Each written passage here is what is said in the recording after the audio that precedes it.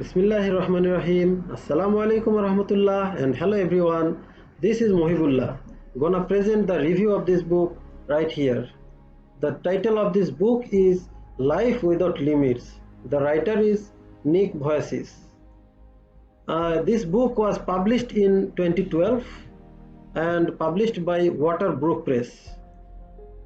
This is a 229 page long book. It mentioned about autobiographical and motivational matters, which is all about the life experience in dealing with adversity and obstacles, and also the personal history of the author, who born without any limbs. He wrote this book from his experience to encourage others to overcome their own challenges and hardships, so that people can find their own purpose and pathway to a ridiculously good life. The author presented in this book the circumstances happened since his mother got pregnant until his birth on 4 December 1982. It was not so easy for his parents that their first baby who born neither with arms nor legs.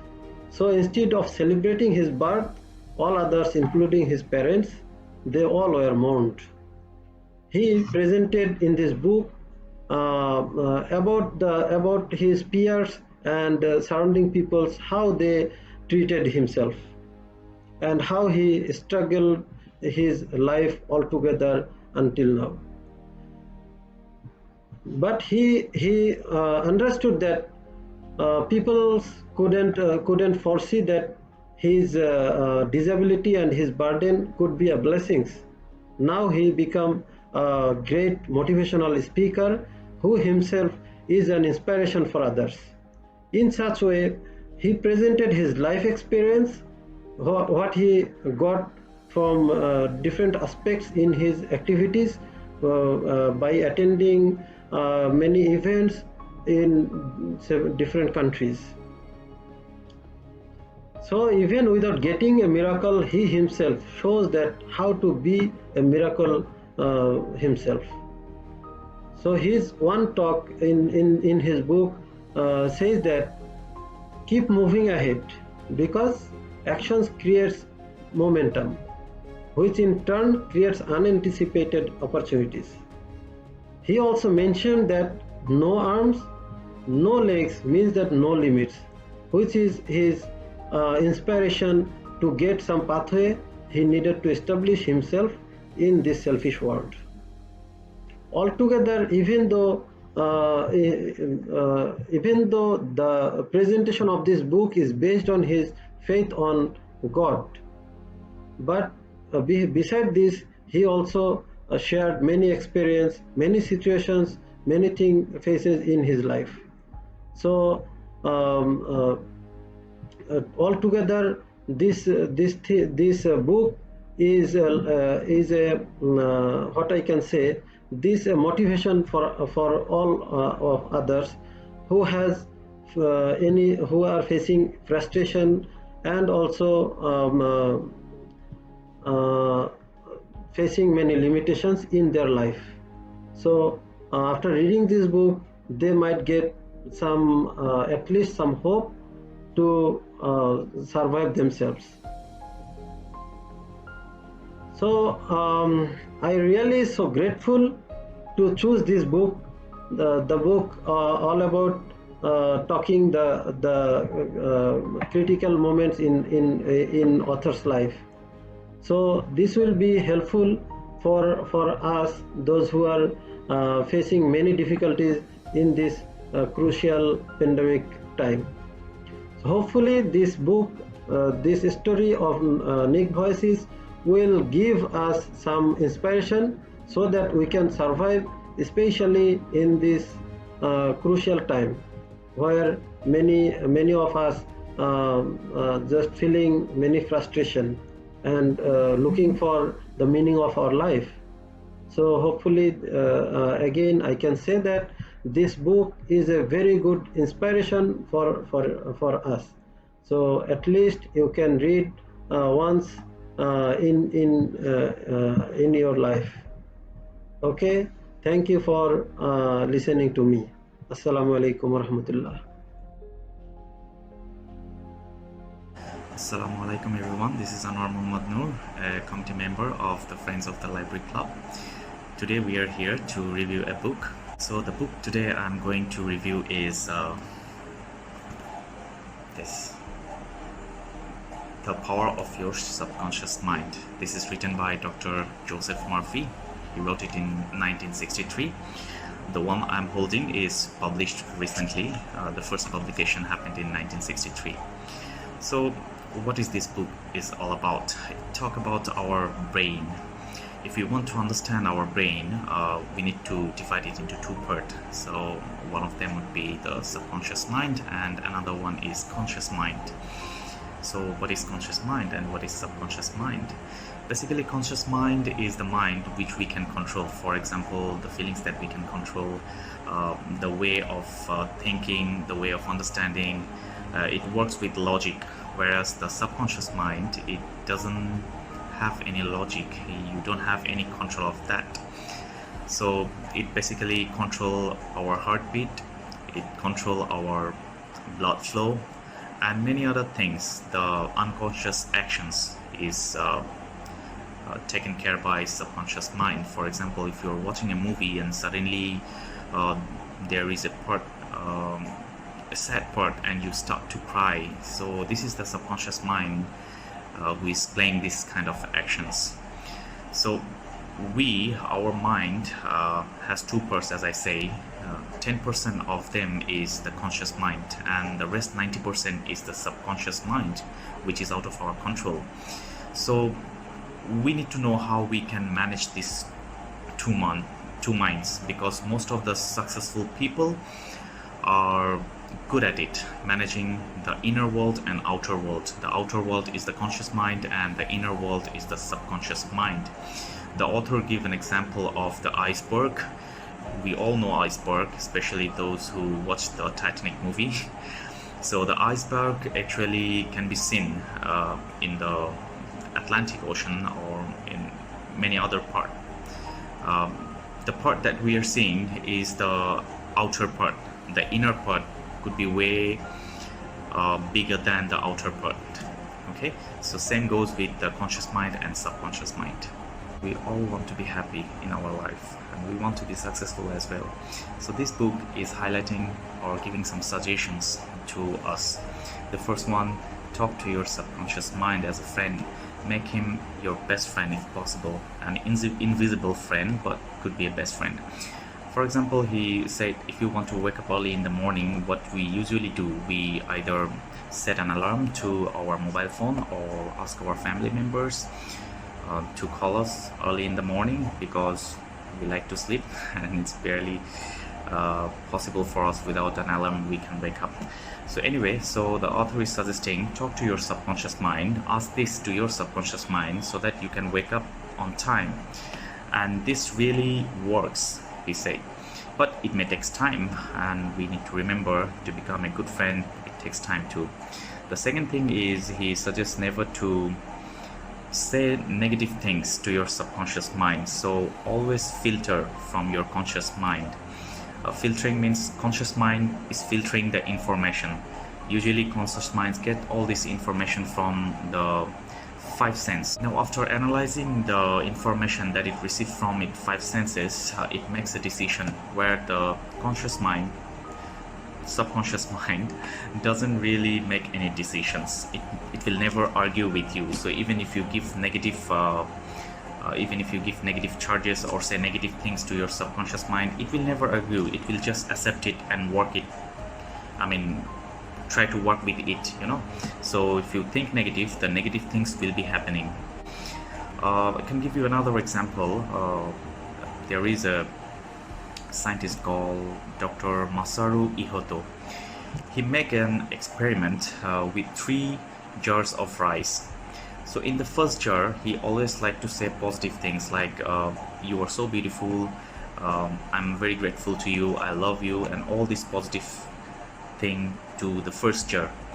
The second jar, he said all the negative words like you are so full, I don't like you, you don't look nice, all these negative things to the second jar. And the third jar, he just completely ignored it. So after 30 days, he found out the rice of the first jar is still looks very good, whereas the second jar, 50% of them are rotten, and the third jar, it's barely you can see, means everything is rotten already. So this really works in our real life too. So this is the second point. Never say negative thing to your subconscious mind. So always filter with positive logics before you send the information to your subconscious mind. Okay, so yes, this is the third point. Believe in the power of your subconscious mind. You must believe in your subconscious mind's power. It's very powerful. It's 90% of your mind, so it controls many things of your body. So you must have complete faith on it.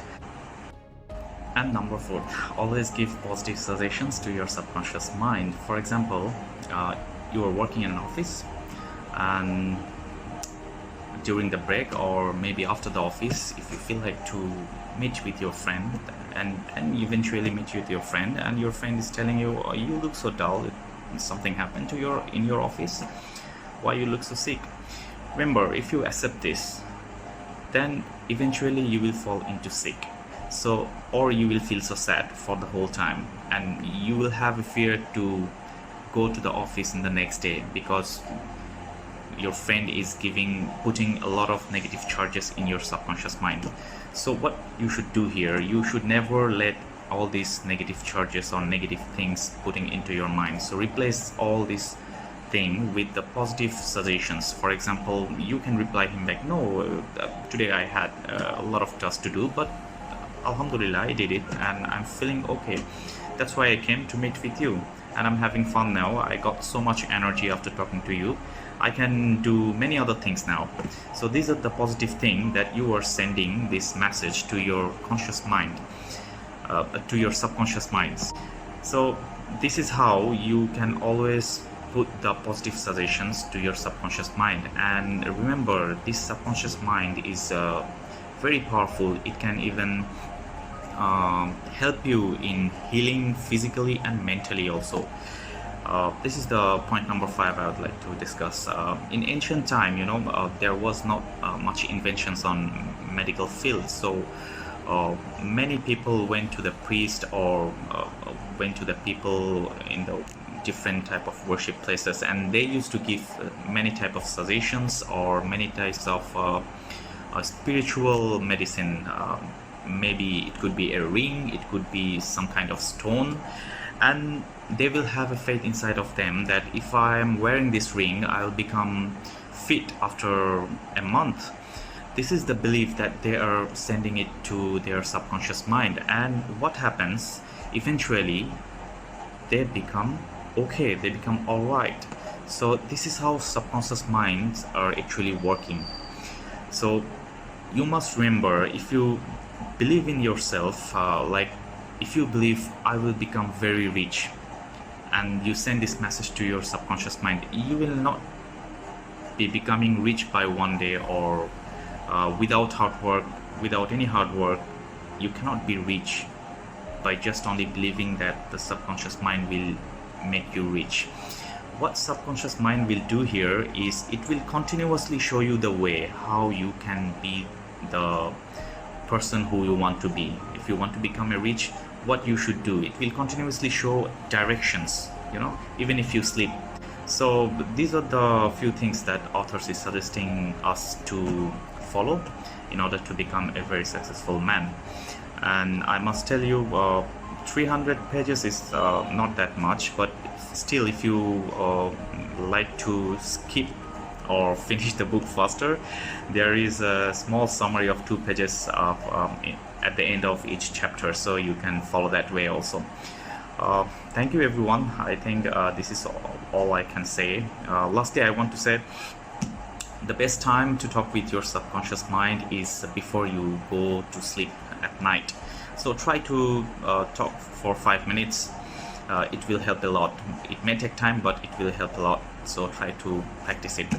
Thank you, everyone. Assalamu alaikum, everyone.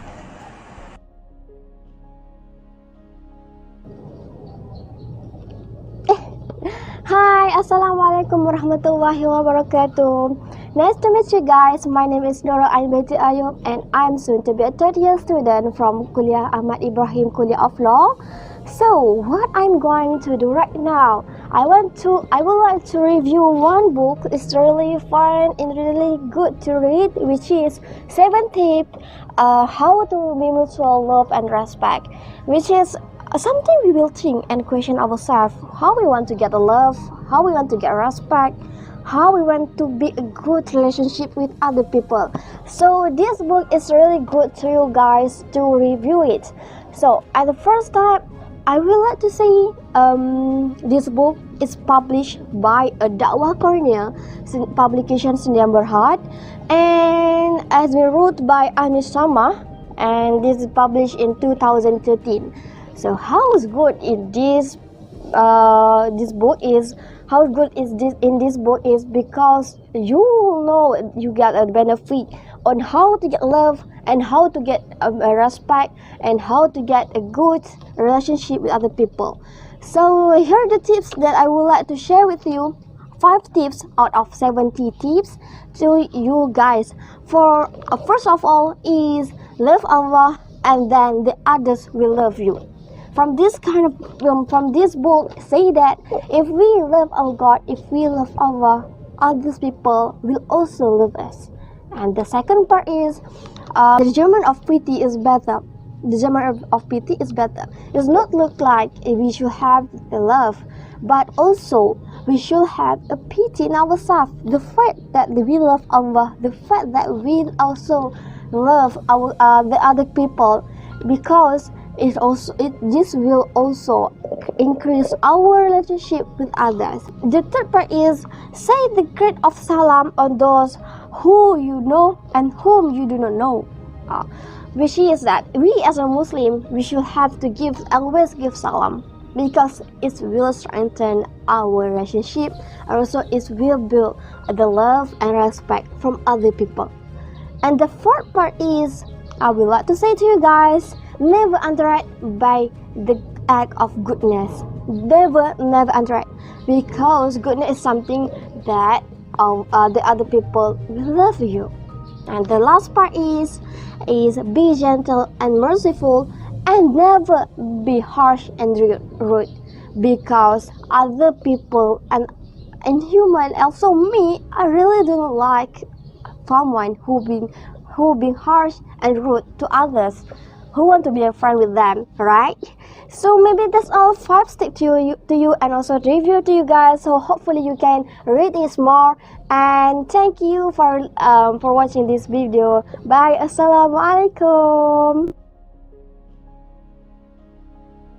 Hello guys, my name is Hamza, and today we are going to review the book of Jordan Peterson, 12 Rules for Life, An Antidote to Chaos. Well, Jordan Peterson, or Professor Jordan Peterson, is a professor, or has been a professor in the University of Toronto for more than 20 years, and as well as he is a clinical psychologist, and he has 3 books until now: the Maps of Meaning, 12 Rules for Life, and 12 More Rules for Life. The book that we are going to focus on today is more like a meditation in the deep meaning of life, and it is a little bit philosophical book. So the book is, as the title shows, has 12 chapters. Each chapter is a rule, and we're going to try to briefly introduce every single rule in the chapter. So the first chapter, is entitled "Stand Up Straight with Your Shoulders Back," and this chapter is a meditation on the nature of hierarchies, and also an injunction about how you want to present yourself to the world. You don't want to present yourself in a manner that doesn't disgrace you. The best way to present yourself is to stand up and to occupy some space, show confidence, and this is a great way to start regulating your mood and emotions. The second chapter is treat yourself like someone you are responsible for helping, assuming that you want other people to treat you like you are willing to treat them. The question now is, how do you want them to treat you? So this chapter is a meditation on why people do not like themselves very much. And the very explanation, or the valid explanation for that, is that people know themselves pretty much. No one knows you more than yourself. You are aware of all your fragility, flaws, and fullness. So the chapter is more than an advice for people to take care of themselves. Chapter number 3, make friends with people who want the best for you. And it's a meditation on the importance of the community that surrounds each one of us. And like we have an ethical responsibility to take care of ourselves, we have an ethical responsibility for people who want the best for us. Have the courage and wisdom and faith to encourage us if we do something good and to stop us from doing something bad. And if our friends are not like that, they are not our friends. Chapter number 4, compare yourself with who you were yesterday, not with who someone is today. And the main idea from this chapter is every ideal is a judge. You should understand that there will be always people who are better than you in something. So you have to be careful about who you compare yourself with. But at the same time, you cannot stop comparing yourself because you will have nothing to aim at. You need an ideal, but an ideal is a judge, as we said. So we have to have an ideal that is not so big that it will crush us. And also, we cannot compare ourselves to other people because we simply do not know everything about them. So who do we know that we can compare ourselves to? Ourselves yesterday. So the goal is to make yourself, or to make ourselves, slightly better today than we were yesterday. Chapter number 5, do not make your children do anything that makes you dislike them. This chapter is more like a guideline of how to prepare your kids to the social life. Because if you dislike your own children for something that they did, other people will dislike them as well, and other children will dislike them as well. So they will grow up isolated and socially undesirable. Chapter number 6, set your house in a perfect order before you criticize the world. And this doesn't mean to not take any action for others until you get your act together, but instead it means bind your ambition with humility and work on what's in front of you that you will suffer for if you get wrong, before you get into a large-scale transformation of other people. Chapter number 7 and also chapter number 8 are complementary. Chapter number 7 is pursue what is meaningful, not what is expedient. Chapter number 8, tell the truth or at least don't lie. These rules are related in a way that you cannot pursue what's meaningful without telling the truth.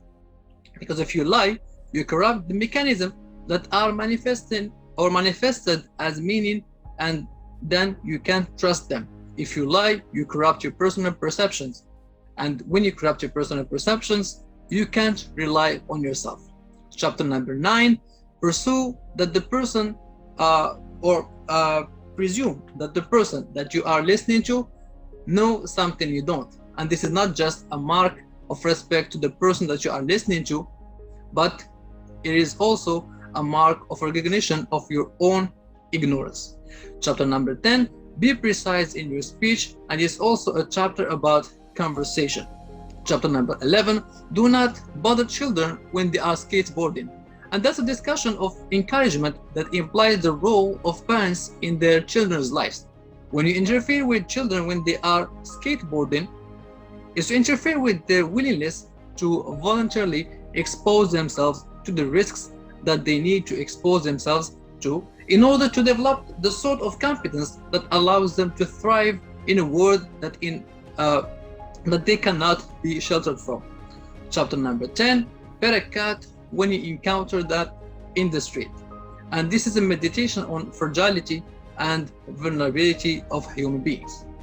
So guys, that was a quick review of this book, this amazing book. I hope that you will have the opportunity to read it, and inshallah we'll have another review with another amazing book. Thank you very much.